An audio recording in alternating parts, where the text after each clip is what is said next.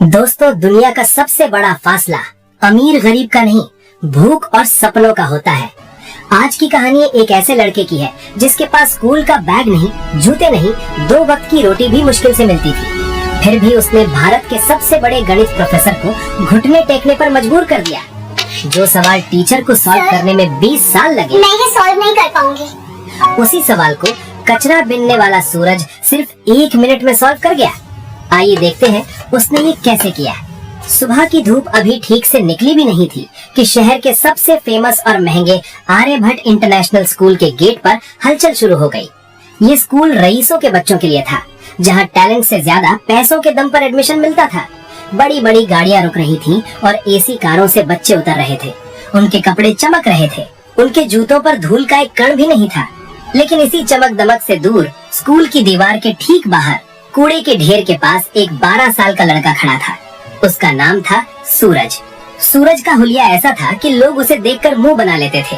उसके कपड़े गंदे थे, शर्ट के बटन टूटे हुए थे और पैरों में अलग अलग रंग की हवाई चप्पलें थीं, जो शायद उसे किसी कचरे के डिब्बे में मिली होंगी। उसके कंधे पर प्लास्टिक का एक बड़ा सा बोरा लटक रहा था।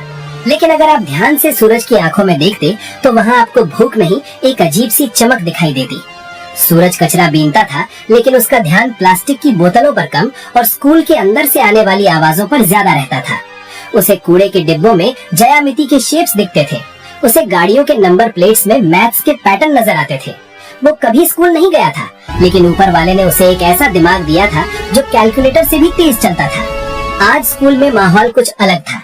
12वीं क्लास में सन्नाटा छाया हुआ था। क्लास में प्रोफेसर दिग्विजय सिंह आए। दिग्विजय सर शहर के सबसे सख्त मैथ्स टीचर माने जाते थे।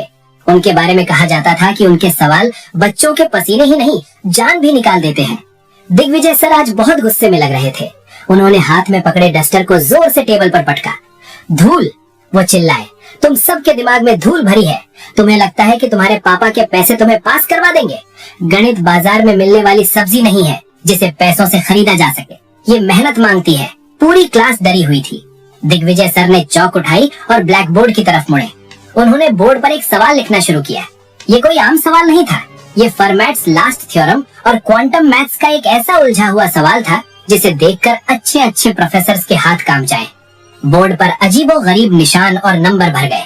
10 मिनट तक वो लिखते रहे। जब वो पीछे मुड़े तो उनकी आंखों में एक चैलेंज था। ये सवाल, उन्होंने भारी आवाज में कहा, मैंने अपनी जवानी के 15 साल इसे हल करने में लगा दिए। ये आज भी अधूरा है। मैंने इसे दी इम्पॉसिबल इक्वेशन नाम दिया है। मैं तुम अमीर बच्चों को खुली चुनौती देता हूँ। तुम्हारे पास इंटरनेट है, ट्यूटर्स हैं, दुनिया भर की किताबें हैं। अगर कल सुबह तक किसी ने इसका सही जवाब निकाल दिया तो मैं अपनी टीचिंग की नौकरी छोड़ दूंगा और उस स्टूडेंट को अपनी सोने की घड़ी इनाम में दूंगा। क्लास का टॉपर, जिसका नाम विक्रम था, उसने चश्मा ठीक करते हुए सवाल को देखा और मन ही मन हार मान ली। ये सवाल सिलेबस के बाहर नहीं, दुनिया के बाहर का था। घंटी बजी और प्रोफेसर गुस्से में पैर पटकते हुए बाहर चले गए। बच्चे भी बड़बड़ाते हुए निकले। पागल है बुढ़ा, विक्रम ने अपने दोस्त से कहा। यह सवाल कोई इंसान हल कर ही नहीं सकता। लेकिन किसी ने ध्यान नहीं दिया कि क्लास की खिड़की के बाहर लोहे की जाली से चिपका हुआ सूरज खड़ा था। उसकी काली पड़ी उंगलियां जाली को कसकर पकड़े हुए थीं। उसकी नजरें उस बोर्ड पर लिखे सवाल पर जमी हुई थीं। उसे वो सवाल डरावना नहीं लग रहा था। उसे वो सवाल एक खूबसूरत कविता जैसा लग रहा था। नंबर उसके दिमाग में नाचने लगे। उसे ऐसा लगा जैसे वो सवाल उससे बात कर रहा हो, उसे बुला रहा हो। सूरज वहाँ तब तक खड़ा रहा जब तक चपरासी ने उसे डंडा दिखाकर भगा नहीं दिया। भाग यहाँ से भिखारी, स्कूल को गंदा कर रहा है, चपरासी चिल्लाया। सूरज भाग गया, लेकिन उसका दिमाग वहीं क्लासरूम में छूट गया था। दोस्तों, कहानी में आगे क्या हुआ ये जानने से पहले अगर आप ऐसी ही दिल को छू लेने वाली कहानियां सुनना पसंद करते हैं तो अभी हमारे चैनल को सब्सक्राइब कर लें, ताकि कोई भी नई कहानी आपसे मिस ना हो। रात हो चुकी थी। शहर सो रहा था, लेकिन सूरज की झुग्गी में नींद नहीं थी। उसका शराबी पिता खर्राटे ले रहा था और माँ बीमार पड़ी थी। घर में खाने को कुछ नहीं था। सूरज का पेट भूख से मरोड़ रहा था, लेकिन आज उसे भूख से ज्यादा बेचैनी उस सवाल की थी। वो सवाल उसे सोने नहीं दे रहा था। उसके दिमाग में बार बार वो सिंबल्स आ रहे थे। रात के 2 बजे जब रहा नहीं गया तो सूरज उठा। उसे लगा कि अगर वो उस सवाल को हल कर लेगा तो शायद उसके मन का शोर शांत हो जाएगा। वो चुपके से अपनी झुग्गी से निकला और स्कूल की तरफ दौड़ा। स्कूल का पिछला गेट टूटा हुआ था, जहाँ से वो अक्सर प्लास्टिक उठाने अंदर घुसता था। आज वो प्लास्टिक उठाने नहीं, कुछ सीखने जा रहा था। स्कूल के गलियारे अंधेरे में डूबे थे। गार्ड सामने वाले गेट पर सो रहा था। सूरज परछाई की तरह क्लासरूम की खिड़की तक पहुंचा। खिड़की खुली थी, वो अंदर कूद पड़ा। क्लास में घुप्पा अंधेरा था, बस बाहर स्ट्रीट लाइट की हल्की रोशनी आ रही थी जो सीधे ब्लैक बोर्ड पर पड़ रही थी। बोर्ड पर वो सवाल अभी भी वैसे ही लिखा हुआ था जैसे कोई भूत मुंह खोले खड़ा हो। सूरज धीरे धीरे आगे बढ़ा, उसके पैर कांप रहे थे। डर इस बात का नहीं था कि वो पकड़ा जाएगा, डर ये था कि क्या वो इसे कर पाएगा। उसने टीचर की मेज से एक चौक का टुकड़ा उठाया। वो चौक उसके खुरदरे गंदे हाथों में अजीब लग रही थी। उसने लिखना शुरू किया। खट खट, सन्नाटे में चौक की आवाज गूंजने लगी। पहले वो धीमा था, लेकिन जैसे जैसे सवाल सुलझता गया उसकी रफ्तार बढ़ती गई। सूरज भूल गया कि वो भूखा है, वो भूल गया कि वो एक कचरा बीनने वाला है। इस वक्त वो सिर्फ एक गणितज्ञ था। उसके दिमाग में कायनात के सारे ताले खुल रहे थे। उसे वो रास्ता मिल गया था जो प्रोफेसर दिग्विजय को 15 साल में नहीं मिला। पसीने से भीगा, धूल में सना सूरज 3 घंटे तक लगातार लिखता रहा। पूरा बोर्ड भर गया और अंत में उसने एक बॉक्स बनाया और उसमें जवाब लिखा 0। इतना बड़ा तूफान और जवाब सिर्फ 0। सूरज पीछे हटा। उसने बोर्ड को देखा और उसके चेहरे पर एक ऐसी मुस्कान आई जो शायद उसे पेट भर खाना खाने पर भी न मिलती। उसने चौक रखी, खिड़की से कूदा और रात के अंधेरे में अपनी दुनिया कूड़े के ढेर की तरफ वापस चला गया। अगली सुबह 8 बजे प्रोफेसर दिग्विजय क्लास में आए। उनका मूड कल से भी ज्यादा खराब था। हाँ भाई, किसी ने कोशिश की? उन्होंने ताना मारते हुए पूछा। पूरी क्लास शांत थी। विक्रम खड़ा हुआ। सर, हमने गूगल पर भी चेक किया, ऐसा सवाल कहीं नहीं है, ये गलत सवाल है। प्रोफेसर हंसने ही वाले थे कि उनकी नजर बोर्ड पर पड़ी। उनका हाथ कांपने लगा। वो धीरे धीरे जैसे किसी जादू के असर में हो बोर्ड की तरफ बढ़े। क्लास के बच्चे हैरान थे। सर, क्या देख रहे हैं? प्रोफेसर बोर्ड के बिल्कुल करीब गए। उन्होंने चश्मा उतारा, पोंछा और फिर पहना। स्टेप 4, ये तरीका। हे भगवान, स्टेप 12, यहाँ तो इसने समय को ही बदल दिया। प्रोफेसर बड़बड़ा रहे थे। उनकी आंखों से अविश्वास के आंसू बहने लगे। ये नामुमकिन है, ये बिल्कुल सही है, ये परफेक्ट है। वो अचानक पलटे और चिल्लाए, किसने किया ये? झूठ मत बोलना। तुम में से किसकी इतनी हिम्मत है जो मेरे 15 साल की मेहनत को एक रात में सुलझा दे? क्लास में सन्नाटा था। विक्रम बोला, सर, हम कसम खाते हैं, कल शाम को जब हम गए थे तो बोर्ड खाली था, रात में क्लास बंद थी। प्रोफेसर ने अपना सिर पकड़ लिया। कोई तो आया था, कोई ऐसा जिसका दिमाग आइंस्टीन जैसा है। ये लिखाई देखो इसे, ये किसी सधे हुए स्टूडेंट की नहीं है, ये किसी आजाद हाथ की लिखावट है। उन्होंने तुरंत प्रिंसिपल और सिक्योरिटी को बुलाया। सीसीटीवी फुटेज चेक किया गया। ब्लैक एंड व्हाइट स्क्रीन पर रात के 3:30 बजे एक छोटी सी परछाई खिड़की से कूदती हुई दिखाई देती है। कपड़े फटे हुए, बाल बिखरे हुए। वो लड़का बोर्ड के पास जाता है और पागलों की तरह लिखने लगता है। प्रिंसिपल ने फुटेज को जूम किया। अरे, ये तो वही कचरा बीनने वाला लड़का है जो कल गेट पर खड़ा था। प्रिंसिपल ने मुंह बनाते हुए कहा, गार्ड, जाओ पकड़ कर लाओ उसे, जरूर चोरी करने आया होगा और बोर्ड खराब कर दिया। रुको, प्रोफेसर दिग्विजय जोर से बोले। अगर किसी ने उसे चोर कहा तो खैर नहीं, उसने चोरी नहीं की है, उसने तो स्कूल को और मुझे एक नई दिशा दी है। उसे इज्जत से मेरे पास लाओ। थोड़ी देर बाद 2 गार्ड सूरज को पकड़कर स्टाफ रूम में ले आए। सूरज बुरी तरह डरा हुआ था। उसे लगा कि चोरी छुपे घुसने के लिए उसे पुलिस के हवाले कर दिया जाएगा। उसके कपड़े गंदे थे, शरीर से बदबू आ रही थी। स्टाफ रूम में बैठे बाकी टीचर्स ने अपनी नाक पर रुमाल रख लिया, लेकिन प्रोफेसर दिग्विजय, वो अपनी कुर्सी से उठे और सीधे सूरज के पास गए। सूरज ने हाथ जोड़ लिए।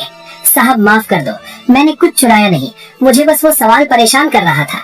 मुझे लगा मैं उसे ठीक कर सकता हूँ। चौक भी मैंने वापस रख दी थी साहब, मुझे मत मारो।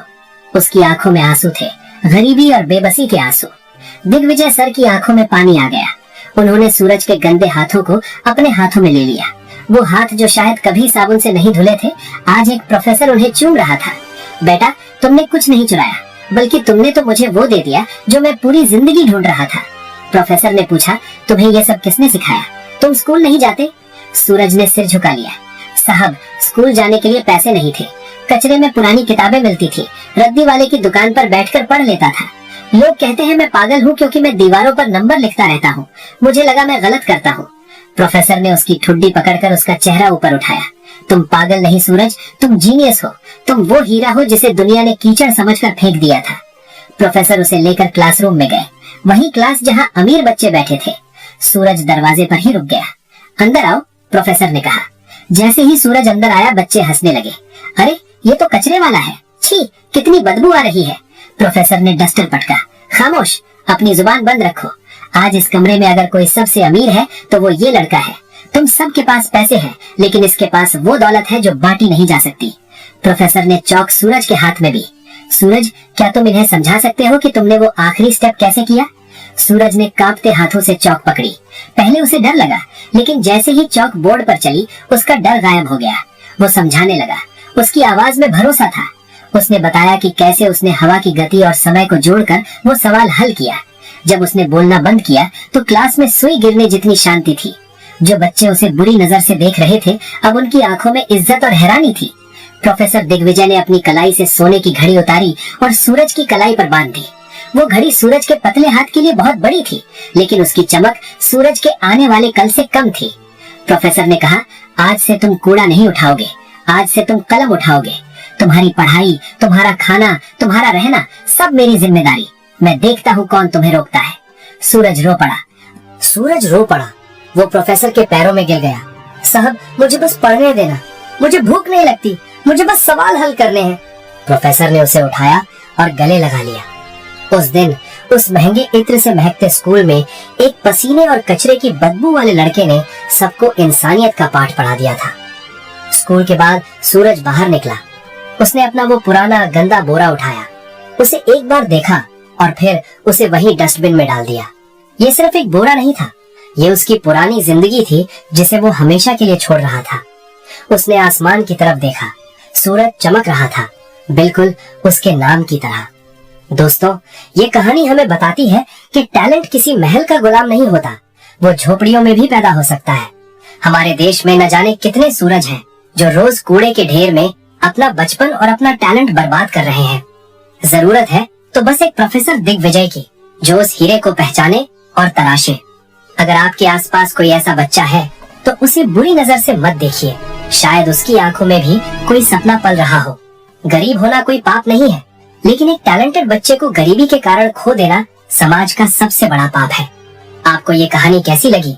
क्या आपने भी कभी किसी ऐसे छुपे हुए टैलेंट को देखा है? कमेंट करके जरूर बताएं। और अगर इस कहानी ने आपकी आंखों में आंसू ला दिए हो तो इसे लाइक और शेयर जरूर करें। याद रखिए, असली अमीर वो नहीं जिसके पास नोट है, असली अमीर वो है जिसके पास ज्ञान है। जय हिंद।